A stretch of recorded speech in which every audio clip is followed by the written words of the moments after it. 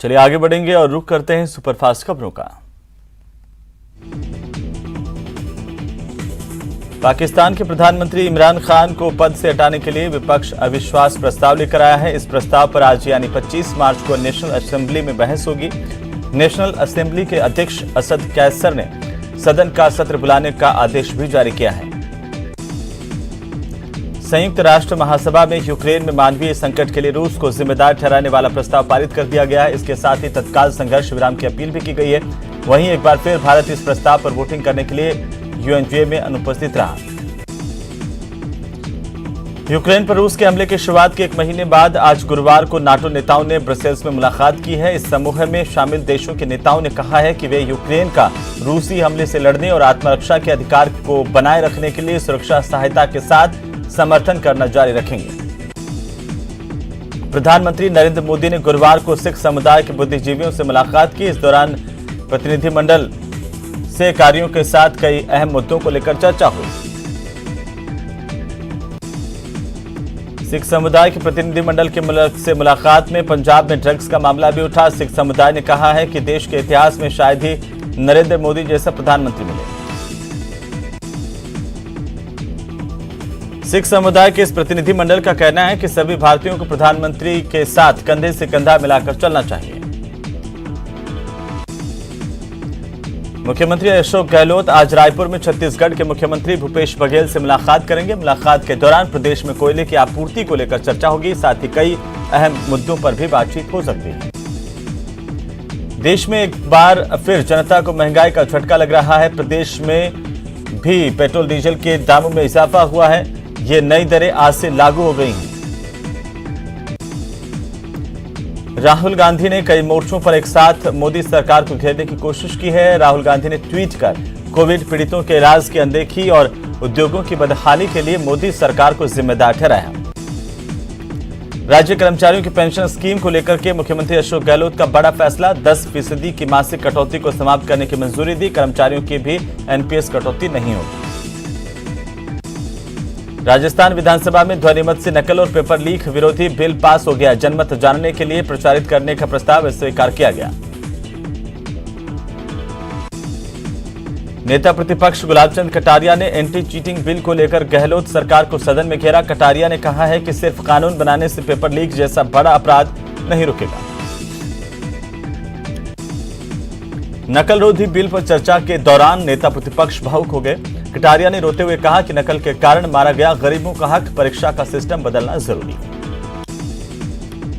BJP विधायक वासुदेव देवनानी ने REET leaks के लिए सत्ताधारी नेताओं को जिम्मेदार बताया है। देवनानी ने कहा है कि मंत्री ही अनुचित साधनों के इस्तेमाल में शामिल हैं। सीएम अशोक गहलोत की बजट घोषणाओं का पालन होना शुरू हो गया है। शिक्षा विभाग ने 179 नए महात्मा गांधी अंग्रेजी मीडियम स्कूल खोलने के आदेश जारी किए हैं। भरतपुर में कांग्रेस कार्यकर्ता सम्मेलन के दौरान पीसीसी चीफ गोविंद सिंह डोटासरा ने बीजेपी पर हमला बोला है। पीसीसी चीफ ने कहा है कि राजस्थान बीजेपी के 8-10 ग्रुप काम कर रहे हैं। विधायक संयम लोढ़ा के गुलामी वाले बयान पर खाचरियावास ने कहा है कि नेहरू गांधी परिवार हमेशा गुलामी के खिलाफ लड़ा है। जो परिवार हमेशा गुलामी के खिलाफ लड़ा वो गुलामी पसंद कर ही नहीं सकता। जयपुर में दिन दहाड़े ई मित्र कियोस्क पर हुई लूट का पुलिस ने आखिरकार खुलासा किया। वारदात का मास्टरमाइंड कियोस्क पर काम करने वाला ही निकला है। अब तीनों बदमाश पुलिस की गिरफ्त में हैं। श्रीगंगानगर में पुलिस ने 22 मार्च को शराब के ठेके के सेल्समैन के साथ लूट करने वाले 4 बदमाशों को धर दबोचा। फिलहाल पुलिस सभी से पूछताछ कर रही है। अलवर जिले के गांव नांगल लाखा में हाईकोर्ट के आदेश के मुताबिक 1100 बीघा जमीन पर खड़ी करोड़ों रुपए की फसल पर अतिक्रमण हटाने की कार्रवाई की गई। टोंक में एक छात्र को बेहोशी की दवा सुंघाकर अपहरण करने का मामला सामने आया। बालक अपहरणकर्ताओं के चुंगल से बच निकलने में कामयाब रहा। कोटा के दादाबाड़ी में कुछ युवकों को गिरफ्तार करने के लिए गई पुलिस की टीम को भारी विरोध का सामना करना पड़ा। इस दौरान पुलिसकर्मियों और स्थानीय लोगों के बीच जमकर धक्का मुक्की हुई। नागौर के मकराना थाना इलाके में कार सवार बदमाशों ने एक युवक का अपहरण कर लिया, जिसके बाद पुलिस ने 2 घंटे के भीतर ही अपहृत युवक को दस्तयाब करने में सफलता हासिल की। धौलपुर में कोर्ट ने जानलेवा हमला करने के एक मामले में 3 दोषियों को 5-5 साल की सजा सुनाई है। साथ ही 10,000 रुपए के अर्थदंड से भी दंडित किया। झुंझुनू के चिड़ावा में एक व्यक्ति से लाठियों से मारपीट करने का वीडियो सोशल मीडिया पर वायरल हो गया है। बस कंडक्टर और पूर्व सैनिक में सीट को लेकर कहासुनी हुई और दोनों के बीच हाथापाई हुई। जोधपुर में फील्ड ऑफिसर मेजर के साथ ऑनलाइन ठगी का मामला सामने आया, जहां पर एक शातिर ने खाते से 1,87,000 रुपए की रकम निकाल ली। जोधपुर के भोजासर इलाके में एक लुटेरी दुल्हन का मामला है, जहां पर शादी करके आई एक युवती ने घर से सोना चांदी और लाखों की नकदी पर हाथ साफ कर फरार हो गई। शिकायत के बाद पुलिस जांच कर रही है। धौलपुर में भाई की मौत के बाद एक शख्स ने भाभी को शादी का झांसा देकर 15 साल तक शारीरिक और मानसिक शोषण किया। मामला दर्ज होने के बाद पुलिस लापरवाह नजर आई तो पीड़िता ने कोर्ट का दरवाजा खटखटाया। नशे के खिलाफ बूंदी पुलिस ने बड़ी कार्रवाई की और एक तस्कर को गिरफ्तार किया। साथ ही 8 पेटी देसी शराब समेत करीब 10,000 रुपए बरामद किए गए। अजमेर में युवती से शादी का झांसा देकर दुष्कर्म करने का मामला सामने आया। पीड़िता ने आरोपी के साथ दोस्ती देने और उसके परिवार की ओर से धमकाने के आरोप लगाए हैं। पुलिस मामले की जांच कर रही है। धौलपुर में एक युवक पिछले 7 महीने से गायब है। लापता युवक की मां और पत्नी ने थाने में गुमशुदगी की रिपोर्ट लिखवाई है। वहीं सिरोही में पुलिस ने अवैध शराब की तस्करी करते हुए एक बस संचालक और कंडक्टर को गिरफ्तार किया। 25 लाख रुपए की शराब बरामद की। जयपुर के पुलिस थाने में एनडीपीएस एक्ट में एक्शन के दौरान जब्त किए गए माल को नष्ट किया गया। कोर्ट के आदेश पर गठित की गई टीम की मौजूदगी में काम किया गया। अजमेर में एसीबी की टीम ने डिस्कॉम के एक फीडर इंचार्ज को 3,000 रुपए की रिश्वत लेते गिरफ्तार किया। आरोपी फीडर इंचार्ज एक परिवार से बिजली बिल कम करने के लिए रिश्वत की मांग कर रहा था। अजमेर के आना सागर में एक लाश मिली है। मौके पर पहुंची सिविल डिफेंस की टीम ने कड़ी मशक्कत के बाद इस लाश को बाहर निकाला। मृतक युवक की पहचान कर ली गई है। बारां के कस्बा थाना में एक विवाहिता ने फंदे से झूलकर अपनी जान दे दी। मृतका के पिता ने ससुराल पक्ष के लोगों के खिलाफ मारपीट कर हत्या के आरोप लगाए हैं।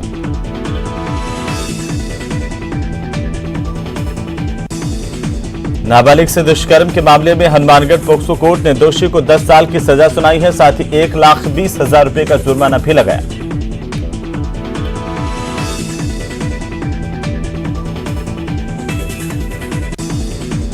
जोधपुर में एक लुटेरी दुल्हन ससुराल से सोने चांदी के जेवर और रुपए लेकर फरार हो गई। आरोपी महिला पहले से ही शादीशुदा थी। पुलिस लुटेरी दुल्हन की तलाश कर रही है। करौली के ट्रांसपोर्ट नगर भूमि से अतिक्रमण हटाने के बाद लोग धरने पर बैठ गए। ये लोग नगर परिषद पर बिना किसी नोटिस के उनके आवास को तोड़ने के आरोप लगा रहे हैं। झालावाड़ में बैंक से किसान क्रेडिट कार्ड के 2,36,000 रुपए लेकर जा रहे एक किसान पर कुछ बदमाशों ने धावा बोला और रुपए छीनकर फरार हो गए।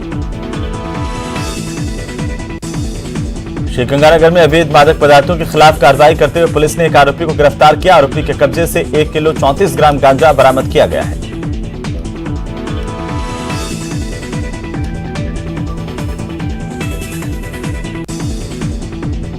चलिए आगे बढ़ेंगे और फिर से रुख करते हैं फटाफट खबरों का।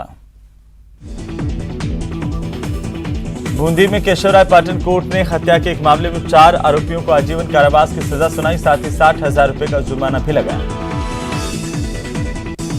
10 साल की मासूम से दरिंदगी मामले में चूरू पोक्सो कोर्ट ने दोषी को उम्र कैद की सजा सुनाई है। 23 गवाहों के बयान और सबूतों के बाद कोर्ट ने अपना फैसला सुनाया।